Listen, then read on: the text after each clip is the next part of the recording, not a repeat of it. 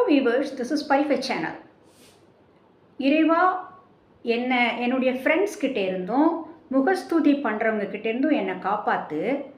என்னுடைய எதிரிகள்கிட்ட இருந்து நான் என்னை காப்பாற்றிக்கிறேன், அவங்கள நான் கவனிச்சுக்கிறேன் அப்படின்னு ஒருத்தர் சொல்கிறார். அவர் யார் அப்படின்னா மைக்கேல் ஏஞ்சலோ. இவர் யார் அப்படின்னா இட்டாலியன் பெயிண்டர், இவர் அண்ட் ஆர்கிடெக்ட் ஆல்சோ. இப்போ இது என்ன கருத்துங்கிறத தெளிவாக பார்க்கலாம்.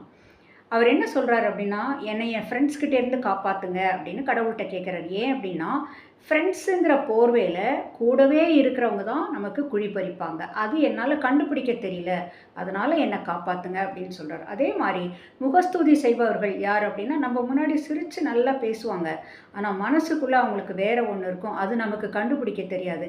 அந்த மாதிரி இருக்கிறவங்க கிட்டேருந்து என்னை காப்பாற்று அப்படின்னு சொல்கிறாரு.